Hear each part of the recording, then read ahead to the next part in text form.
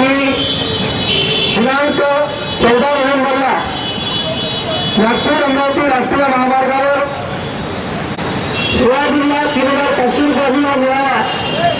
संत्रा उत्पादकांना मदत मिळावी. लोड शेडिंग कायमस्वरूपी बंद व्हावे. विदर्भाचा अविश्वास दूर करून विदर्भातील शेतकऱ्यांच्या आत्महत्या थांबाव्या. रास्ता रोको व धरणे आंदोलन केलं.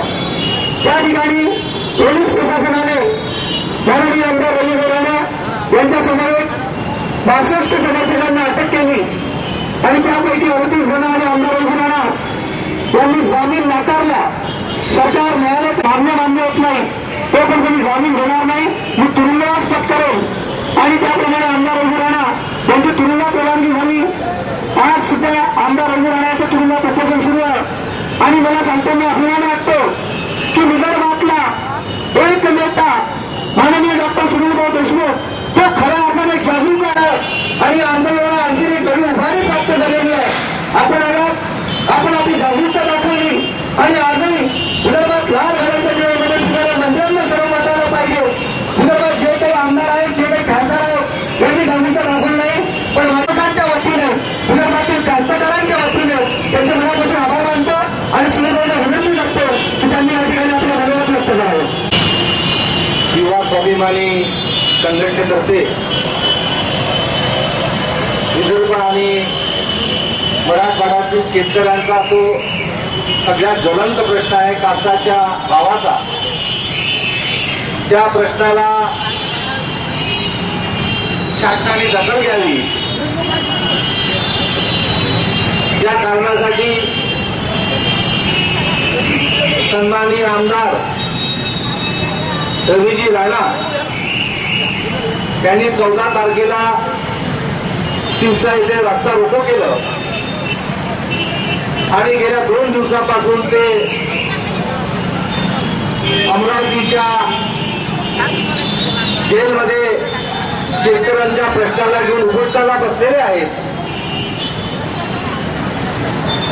त्यांनी या घेतलेल्या या भूमिकेला जाहीर पाठिंबा देण्यासाठी मी इथे आलेलो आहे.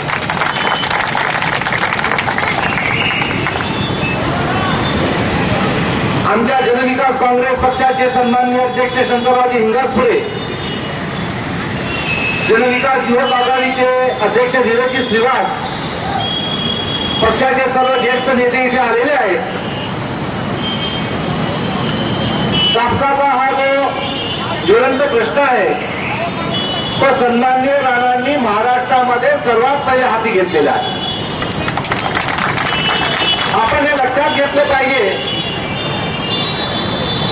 की केंद्र शासनाने जी आधारभूत किंमत कापसाची ठरवलेली आहे ती 3,000 रुपये आहे आणि ही 3 वर्षापूर्वी घोषित झालेली आहे. गेल्या 3 वर्षामध्ये सर्व गोष्टीने महागाई वाढलेली आहे. बी बियाणं, कीटकनाशकं, फवारण्या आणि मजुरीचा खर्च हा जवळजवळ दुप्पट झालेला आहे. असं असताना 3 वर्षापूर्वी जी आधारभूत किंमत शेतकऱ्यांच्या कापसाला घोषित केलेली होती त्याच्यामध्ये गेल्या 3 वर्षामध्ये काही वाढ न करता ती किंमत पुन्हा यावर्षी घोषित करणे हे शेतकऱ्यावर अन्यायकारक आहे असं माझं स्पष्ट मत आहे. आणि म्हणून सन्माननीय राणा यांनी जो आंदोलनाचा मार्ग स्वीकारलेला आहे आणि जे त्यांनी तीव्र आंदोलन केलेलं आहे त्याची दखल शासनाने घ्यावी, सन्माननीय मुख्यमंत्र्यांनी घ्यावी, सन्माननीय केंद्रीय कृषी मंत्र्यांनी घ्यावी आणि हा जो कापसाचा भाव गेल्या 3 वर्षापासून कायम आहे. आपण जर नैसर्गिक न्यायाने जरी पाहिलं तर दरवर्षी 20% भाववाढ ही सर्व क्षेत्रामध्ये झालेली आहे. ही जर आपण गृहीत धरली तर आज जवळजवळ 5,500 ते 6,000 आधारभूत किंमत ही शासनाने घोषित करायला पाहिजे होती.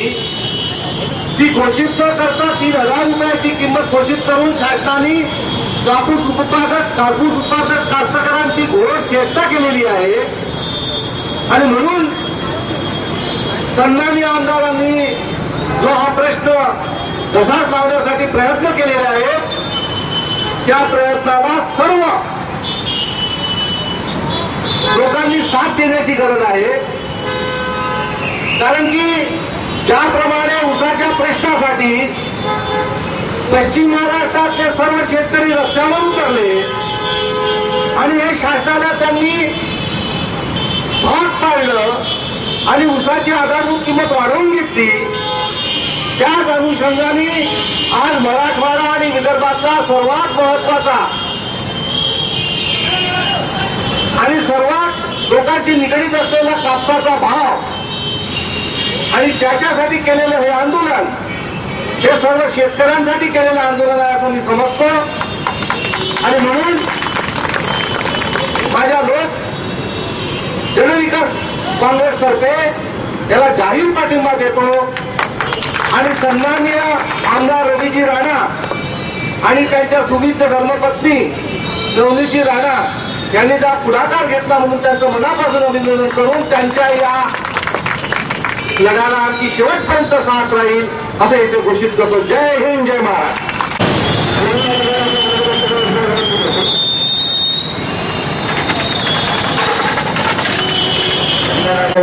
राणा यांच्या शेतकऱ्यांच्या आंदोलनात त्यांनी साथ देण्याचा संघ बांधलेला आहे. मी त्यांचं मनापासून स्वागत करतो. या ठिकाणी आताच आमचे नेते सुनीलभाऊ देशमुख यांनी सांगितलं की कापसाला शेतकऱ्याला कापसाचा भाव हा फार जुना भाव आणि अलीकडच्या काळामध्ये एवढी महागाई वाढलेली आहे की त्यांना 6,000 रुपये प्रति क्विंटल भाव देणे अगत्यच नाही. परंतु मूल रंगाशिवाय आई त्याला दूध पाजत नाही आणि म्हणून आपण हे आंदोलन योग्य वेळी योग्य ठिकाणी आपण हे आंदोलन उभारलं. मी या अमरावती जिल्ह्यामध्ये रविवारांचं सर्वत्र अभिनंदन होतं आणि मी माझ्या या जनविकास काँग्रेसतर्फे जनविकास काँग्रेसचे महिला अध्यक्ष, युवक अध्यक्ष, विद्यार्थीचे संघटनेचे अध्यक्ष आणि आमचे संपूर्ण जनविकास काँग्रेसचे सगळे पदाधिकारी यांचा या आंदोलनाला जाहीर पाठिंबा जाहीर करतो आणि लवकरच कोणत्याही परिस्थितीत आणि रविवाराला सर्वतोपरी मदत करून त्यांच्या बरोबर राहू. निवडणुकीमध्ये रविवाराच्या बरोबर डॉक्टर सुनील देशमुख आणि सगळे आमचे माजी महापौर त्यांच्या बरोबर आम्ही होतो आणि भविष्य काळामध्ये रविवाराला साथ देण्यासाठी आम्ही त्यांच्या बरोबर राहू. आमचा जनविकास काँग्रेसच्या वतीनं त्यांना जाहीर पाठिंबा व्यक्त करतो आणि मी माझ्या शब्दाला गुलाम देतो. सुरुवातीपासून आम्हाला सातत्याने मार्गदर्शन करणारे बरं तुमचं स्टेटमेंट मी विचारलं वाटलं. आपण जे म्हटलं होतं की असा प्रकार व्हायला नको होता, पण तरुणांची शक्ती असते, एक ऊर्जा असते, तर आम्हाला या सर्व संयम शिकवणारे आमचे मार्गदर्शक कार्यक्रम में यहाँ पधारे हुए आप सभी बंधुओं का मेरा नमस्कार. हमारे इस कार्यक्रम में जो अमरावती शहर में एक बड़ा ही विख्यात नाम था विकास की आंधी. इस विकास की आंधी के नाम के जो पर्याय बन गए थे ऐसे हमारे युवा नेता श्री सुनील भाई देशमुख एवं उल्लासपुरी जी ने यहाँ पर आज इस आंदोलन में आकर एक नई जान फूंक दी है. तो मैं सर्वप्रथम हमारे युवा नेता और विकास की आंधी के पर्याय जिसका पर्याय अभी कभी शहर को नहीं मिला है, कम से कम मैंने तो मेरे 52 साल की उम्र में सही में इस शहर में ऐसा काम करने वाला व्यक्ति को नहीं देखा है और जिन्होंने हर समय पर हर अच्छे और लोगों के दुख में और सुख में जरूर नहीं जाकर सभी का उत्साह बढ़ाया है. ऐसे हमारे युवा नेता सुनील भाई देशमुख को मैं हमारे पूरे युवा स्वाभिमान परिवार और किसान परिवार की ओर से यहाँ पर हार्दिक स्वागत करता हूँ और मैं चाहूँगा कि बाकी के नेता भी इससे कुछ आदर्श ले. और यह लड़ाई अब सिर्फ युवा स्वाभिमान या किसानों की नहीं है, यह लड़ाई एक आम आदमी की लड़ाई है और इसे एक विकासवादी नेता ने अपना समर्थन दिया. तो मैं तो समझता हूँ बड़ा ही अच्छा और शुभ मुहूर्त हुआ इस आंदोलन को. और देखिए अगर भगवान ने चाहा तो आज शाम तक या कल तक इसका बड़ा अच्छा कुछ परिणाम हमारे सामने आएगा. बस इन्हीं शुभकामनाओं के साथ जय हिंद, जय भारत. कार्य तथा प्रगतिशील सोच के तहत इस आंदोलन के जरिए जो विदर्भ को कपास की सही दाम मिलेगी मजबूत होकर हर तरह की स्कीम सफलता के राह पर जाएगी। सिटी सम्राट डॉक्टर अनिलेश जी विशेष विषय के शीले व्यक्तित्व वैभव राणीचा का मैं शुक्रगुजार हूँ कि मुझे मानवता रिसर्च के तहत यहाँ बोलने का सिटी वादन सिटी नाच का मौका दिया जाता है। उनका समर्थन इसके लिए करना चाहिए। ये मैं सिटी सम्राट आपसे निवेदन करूंगा और एक सिटी नाच के तहत इसकी एक झलक देके अपना मतलब समर्थन उनको देने जा रहा हूँ।